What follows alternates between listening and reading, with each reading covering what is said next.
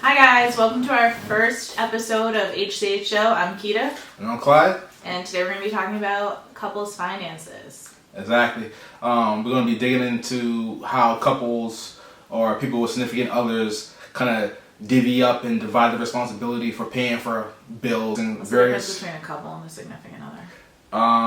Some people don't have the title of couple, right? So some people might have situationships. Like, that's not considered a couple. If I'm in a situationship, I'm not splitting bills with you. The fuck? Okay, that might be you, but that's not everybody. So tragic. we're going to be diving into some common techniques that people use, and also some techniques that me and Keita use to kind of like split the bills.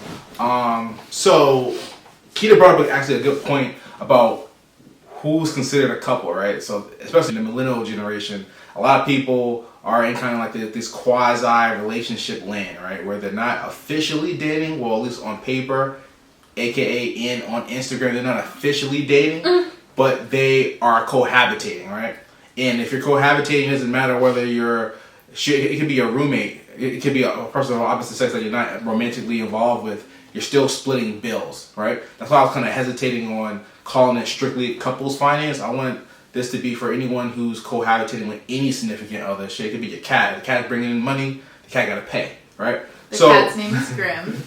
So we wanted to just go into like how I've seen people do it versus how me and Keita do it. Like most people, especially people who aren't as invested in this significant other, probably do it the most common way that you probably heard before. All the bills are divided where each person has a specific bill that they're responsible for, right? Which is the best way to do it if you're in a roommate situation or those situationships where no one's trying to claim you, then you don't need to be paying bills together. Exactly. Now, the thing with this, for roommates, that works fine, right? But once you enter to the relationship world and you're kind of like entering, the finance world as a team, not necessarily as a married couple, but you're entering as a team, invested to actually make the bills and make those payments on time.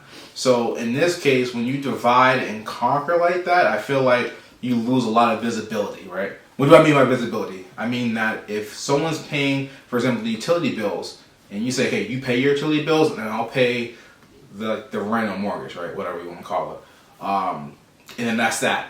You lose visibility to what's being paid. For example, let's say someone doesn't pay that person. So someone doesn't pay the utility that they say, how would you know?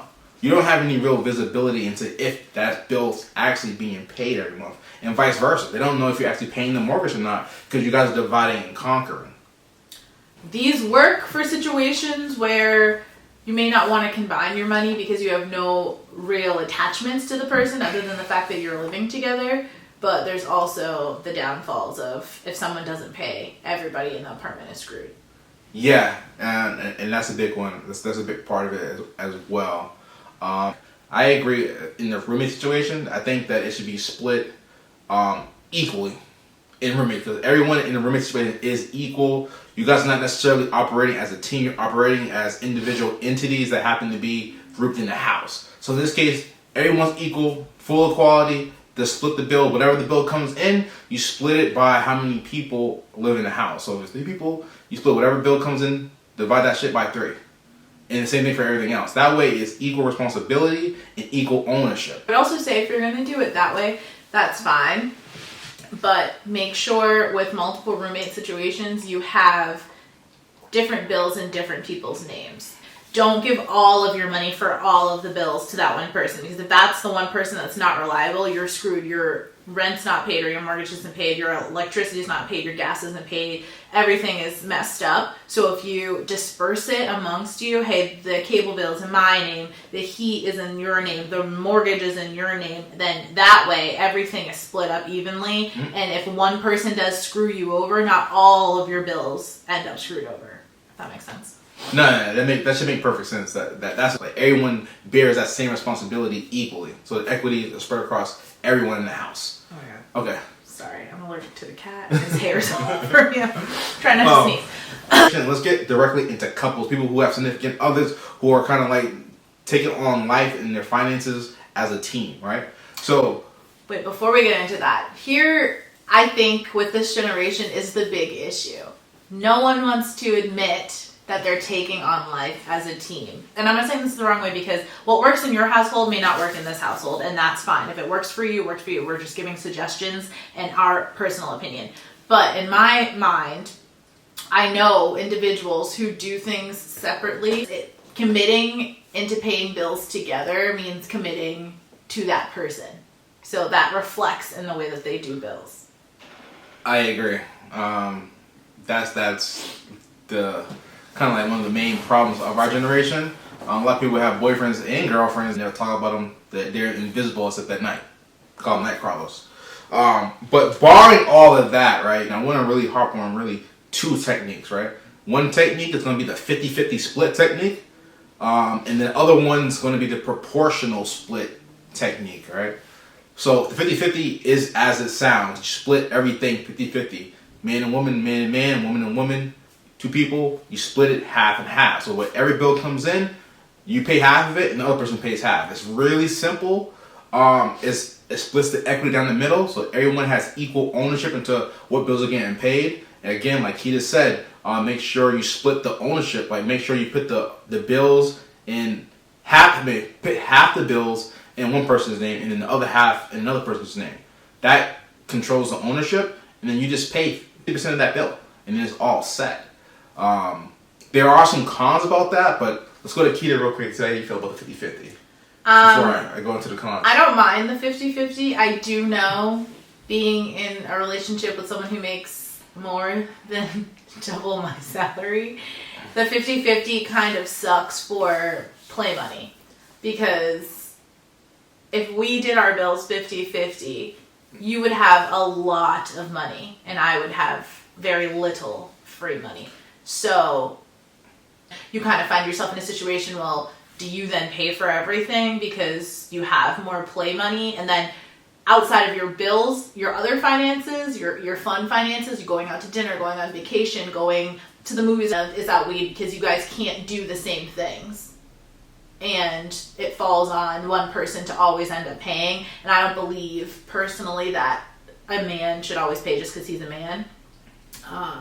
So that's my only issue with 50-50. Other than that, I think it works great because then you're equally contributing. Everything is equally shared. I can see the benefits. I just worry that if you're not in the same financial position.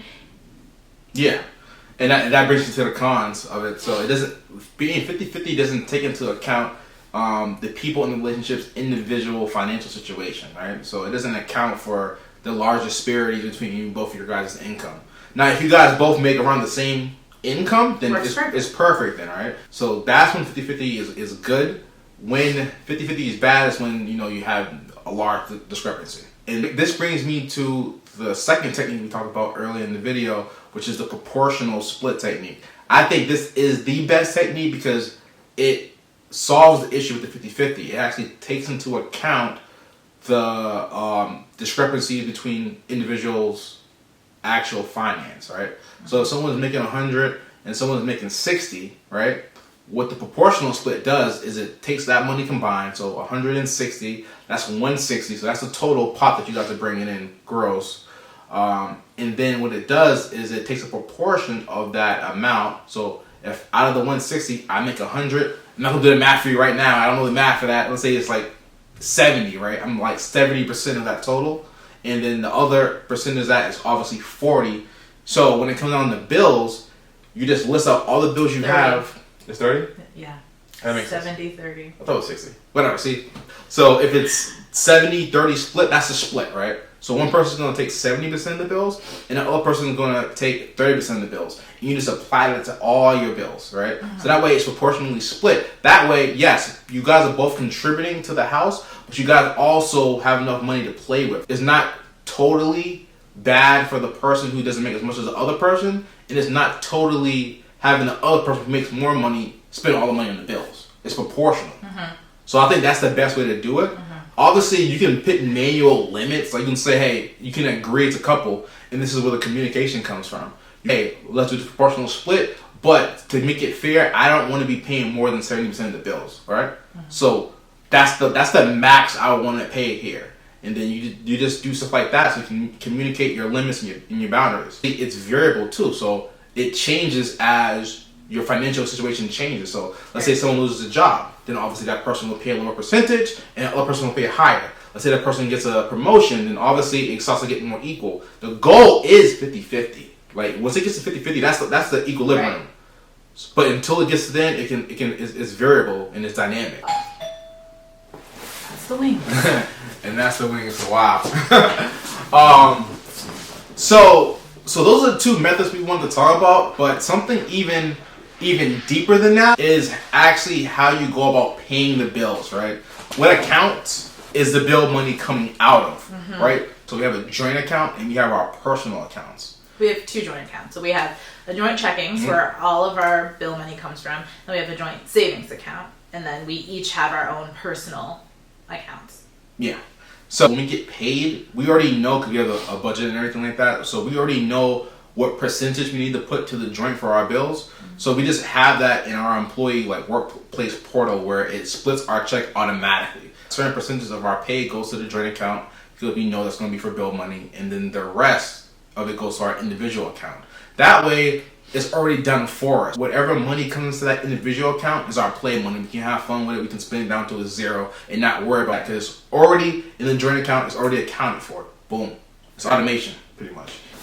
The best thing that comes out of having these different accounts is, regardless of if you're doing 50-50 or you're doing the percentage, your money is all being funneled into the one account. So all of the bills are being auto-paid from that account, or you're paying via that account. Before me and Kitty got together, I only had one account, and that one account, I was playing in it and I was paying bills out of it. So it was weird with sometimes, okay, I would look at my account at one time, I'm like, okay, I got money. Then I would go and spend it, and then not knowing the bill was due the next day. So then the next morning, I wake up and I'm like either close to zero or I'm overdrafting because I wasn't totally aware of the timing of when that money was going to come out for bills versus, my play money that I was spending on the weekend. And if you're not a responsible adult, like Clyde clearly wasn't, but I always made sure my money for bills was in my account. Another thing too with this way of doing things is that it increases visibility.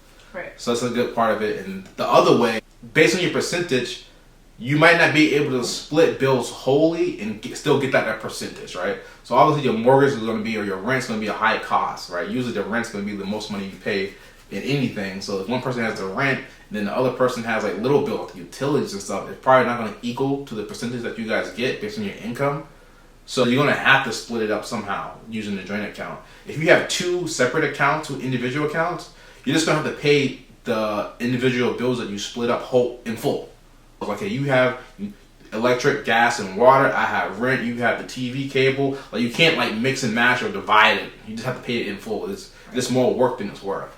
And even, I know some couples do like just one joint account. All the money comes from there. All the fun comes through there. When your business and your play are coming out of the same amount, what if you go on a vacation and you spend a little more than you were supposed to? Or if we both spent money on a night out with the girls and a night out with the guys and not realizing we were both spending X amount of money, now the bill money is not there anymore. So when you have the separate accounts for bills, it just makes it so much easier for there to be no discrepancies. So with the joint savings and the joint checkings, the way we do it at least is we do on percentage, and then the way the percentage came out is instead of both funneling money into the savings and then both funneling money into the checkings, so he puts all his portion into the checkings and I put all of my portion into the savings. So that way we're not funneling money to 5 different accounts.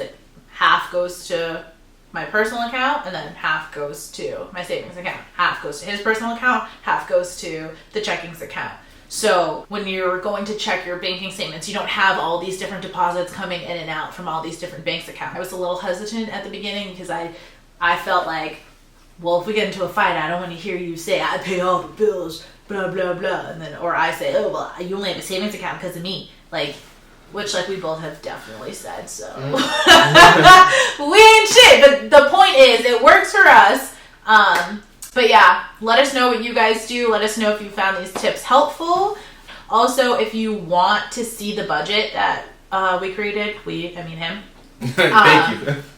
It's on a Google Doc, so we can actually drop the link. I hope you liked our first video. Thank you. Kirk, say bye.